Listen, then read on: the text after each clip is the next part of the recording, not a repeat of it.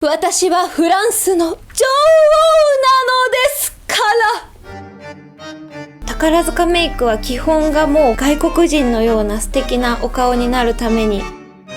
塩らしくて守ってあげたくなっちゃうような。ラダ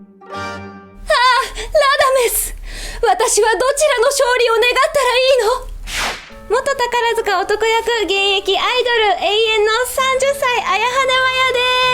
す。私は2008年の5月まで宝塚歌劇団の空組で男役をやっておりました。今回紹介するメイクなんですけど、見ての通り宝塚メイク、そして私が現役時代やったことのない娘役のメイクでございます。人生で3回目ぐらいの娘役メイクだったんですけれども、皆さんの参考になると嬉しいです。ぜひご覧ください。あなたとご一緒ならどこへでも。はじめに使うのがバセリンなんですけど、これが動乱の色とかが色素沈着とかしないため、肌を保護するために塗ります。ワセリンだったら何でもよくって、歌舞伎油とかを使うような方もいらっしゃるみたいですが、私は一番使いやすくてリーズナブルなバセリンを使ってます。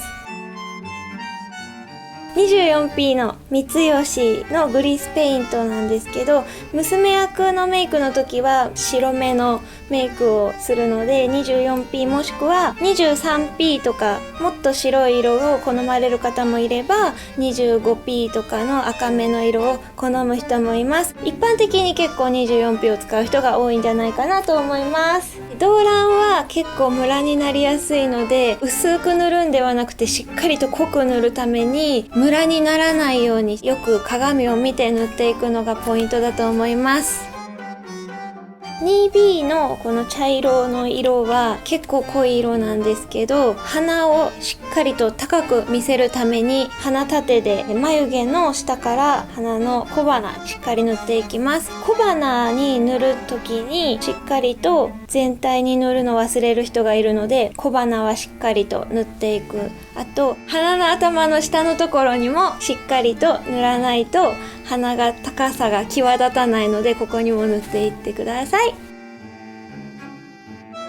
赤の 4C は舞台の時は照明に負けてしまって表面に塗るだけでは飛んでしまうので、しっかりと中の方にも赤みを入れることでメリハリのつく照明に負けない顔作りができるので赤を塗っていきます。娘役さんは笑った時に一番高くなる部分にしっかり赤みを入れるのがポイントです。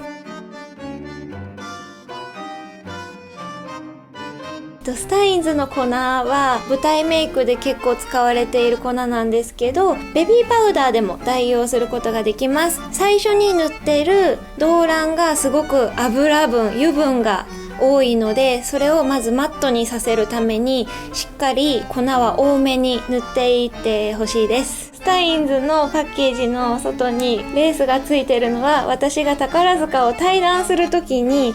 同期の子たちが白くお化粧前を飾ってくれて、自分の使う道具とかにもおしゃれにレースをつけてくれたりシールをつけてくれたりして飾ってくれるのの名残です。これだけ外さないで大切にとってます。フェイスケーキのピンクは何のために使うかはよくわからないんですけど、動乱の後に塗ることで顔全体をなじませていく効果があるのかな。あとは肌のシミとかが全部消える。いつも動乱の後には塗ります。娘役さんはピンクです。で、首の方とかまで塗っていってほしいです。あと最後は耳とか首とかにもしっかり塗って、お肌が出るところは全部、本来だったら手とかにも塗るようなものです。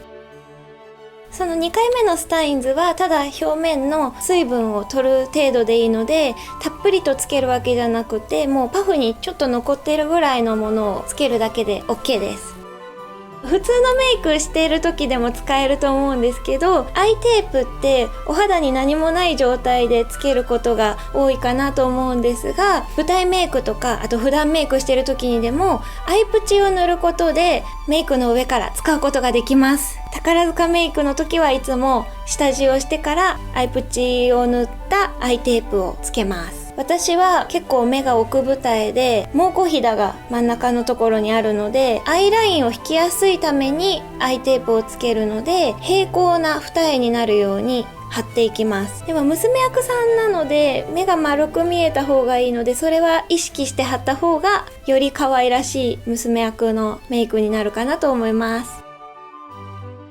白のアイシャドウはシャドウとかダブルラインを塗る前に、なんとなくアイホールの全体的部分と目の下の涙袋のところとか囲むように白く塗ることで、よりその後に塗るアイシャドウとかダブルラインが映えるために塗ってます。宝塚の時はシュウ上村のものを使ってる人が多かったんですけど、自分に合った発色のいいものを選んで使えば全然いいと思います。私は割とマットなものを使ってますね。その後に塗るアイシャドウの発色が良くなるために使いたいので、マットなものを選びます。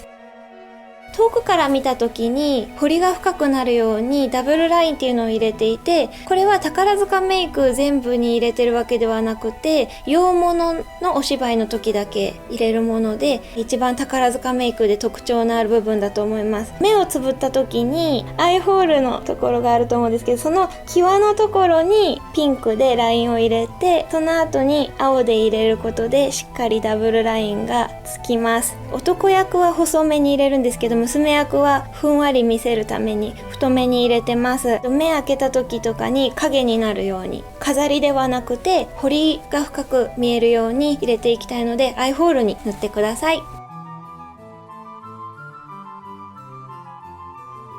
最近のメイクって外国人っぽくハーフメイクとかしたい時はカラーコンタクトを入れると思うんですけど、カラーコンタクト入れる場合もあるんですけど、宝塚ではなぜか青い目に見せるために青いシャドウを塗るみたいなところがありまして、水色をくの字に目に沿って入れて、外側のところにピッと入れることで、なんとなく洋風なメイクになる感じです。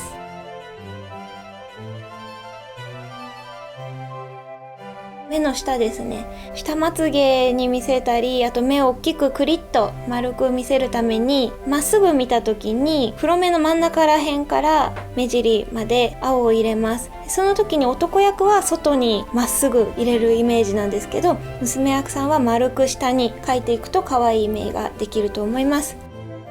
この眉の下に白はハイライトで入れていて、これももう彫りが深く見えるために入れてます。最後につけるシェーディングの感じです。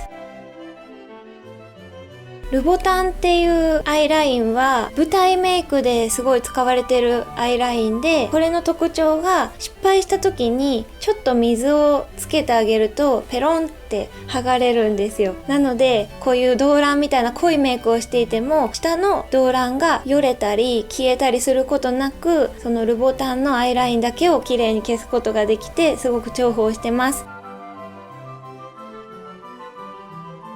引き方はかなり目の外に描きます。目を大きく見せるためにアイライン引くので、普段メイクって結構目の際に引くことが多いと思うんですけど、外にいっぱい引きます。で、内側も引くんですけど、男役メイクは内側に三角に入れるんですが、娘役は目に沿って丸く、先のところも鋭角にならないように丸く描きます。で、外も目の外に出過ぎない感じで下の方に向かって丸く引いていきます。できるだけ目が大きくなるように引きます。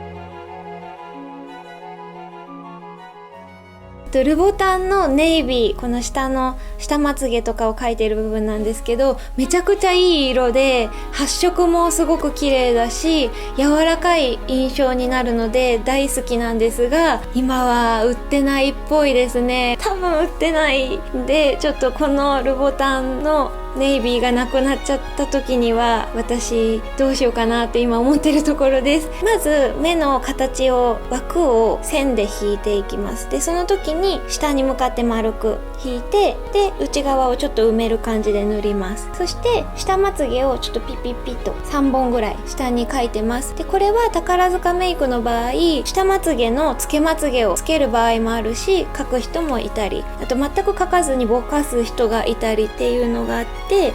お好みでやりたいようにしてる感じで私は描いてます。眉毛すごく難しくって、娘役の綺麗な眉毛ってちょっとだけ困り眉毛みたいな、今流行ってると思うんですけど、昔から宝塚はちょっと困った感じの眉毛が流行ってるっていうか主流でしたね。娘役さん塩らしくて繊細で守ってあげたくなっちゃうような可愛らしい娘役さんになるために、あまり太くならずに困った感じの眉毛の形に描くのがポイントです。色なんですけど、まずは C ペン、一番薄い色で一番太いラインを描きます。これが最初のなりたい眉毛の基準になるように下書きみたいな感じで描いていきます。 C ペンの時は失敗してもフェイスケーキをのせればすぐに消えるので安心して何回も描き直すことができます。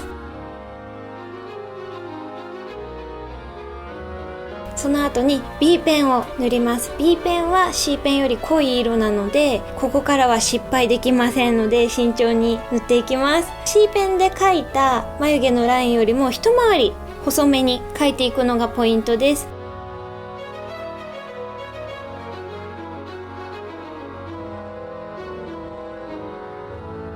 でその後の A ペンがかなり濃い色になってきます。 C ペン B ペンよりも一回り細く描いていて、ちょっとグラデーションに外からグラデーションになるようなイメージで描きます。で私は髪の毛が黒いので最後は髪の毛の色に近くなるように黒を入れてますが、金髪の人とか茶髪の人とかは B ペンとか A ペンで終わる人が多いです。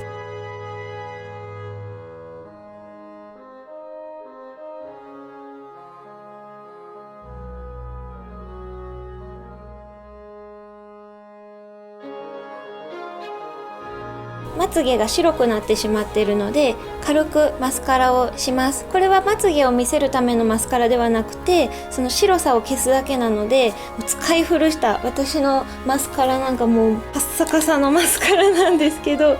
色がちょっとつけば OK な感じなのでどんなマスカラでも大丈夫です。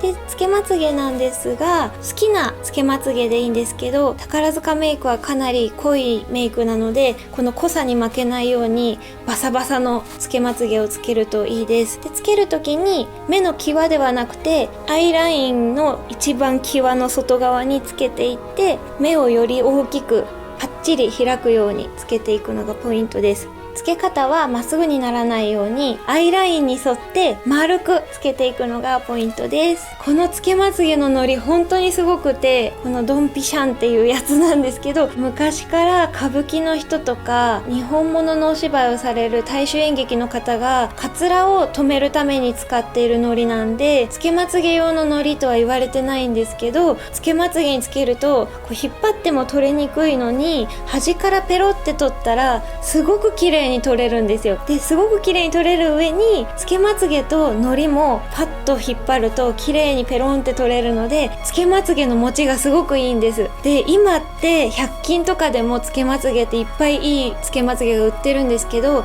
私が宝塚に在籍していた当時はすごく高くて、つけまつげ1200円とかの三吉のいいやつを使ってたりしてたので、1回や2回じゃ捨てられなかったんですよ。でそういう時にこののりがあると下手したら1ヶ月ぐらい持つぐらいで、肌も全然傷まないのでこのまつげのりおすすめです。チークなんですけど、最初に赤を下に入れたところに沿うような感じで、チークってこのほっぺたのこの部分に入れる人が多いんですけど、宝塚メイクの時はこめかみの方まで赤を入れるんですね。これはなんか多分立体感を出すためだと思うんですけど、入れるのが普通で、そこまでチークもしっかりと上に向かって入れて、で笑った時の一番高いところに丸くピンクを入れます。自分の顔色が一番明るく見える色を選んだらいいと思います。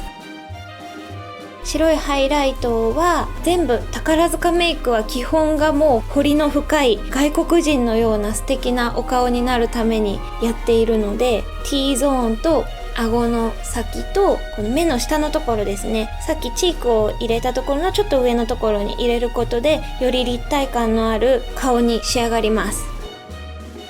最後の仕上げのアイシャドウ、最初の顔で満足している場合はやらなくてもいいんですけど、私はなぜかいつも一番最後に下まつげを描いたところをちょっとなじませてぼかすような感じで濃い青を入れます。そうすることでより目がくっきりと丸くなる感じがするのと、青を入れるとなんか引き締まって最後に顔全体を見てからなんか足りないなと思った時は入れてます。顔の色と首から下の色がこういう舞台メイクの時はだいぶ変わってしまうので、お肌が出るところは全て、本当だったら手とかも全て、同じ色にしたいので、フェイスケーキのピンクを首のところ、出てるところに塗っていきます。それで全体が同じ色になるので不自然じゃなくなります。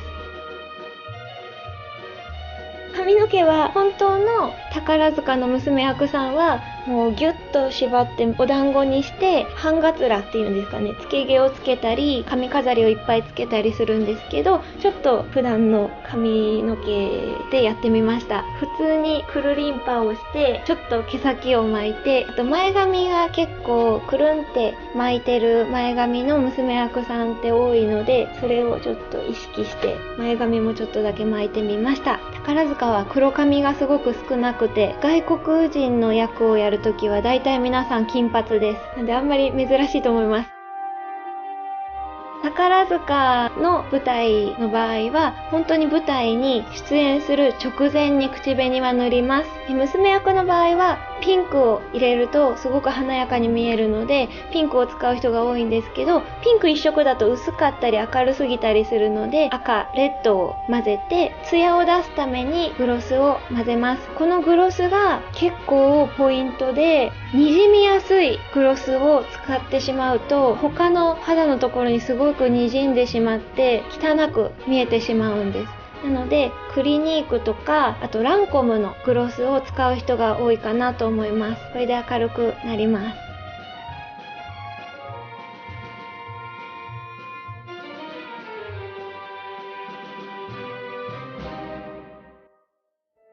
宝塚に入ったら本当は娘役になりたかったんですけれども、身長が高すぎて男役をやっていたということで、娘役だったらやりたかった役の歌を少し歌わせていただきます。世界に向けて叫び続ける戦いは戦いを生むだけ。今歌わせていただいたのは、私が大好きな王家に捧ぐ歌という作品のアイーダの新年という歌を歌わせていただきました。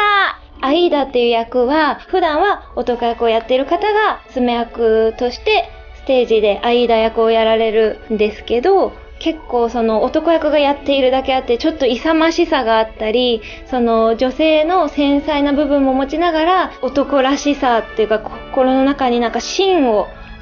があって、いつも自分を信じてまっすぐに戦って進んでいくような姿がすごく感銘を受けて大好きな役です。ということで男役のメイクもこの後ご紹介していきますので、そちらの動画も楽しみにしていてください。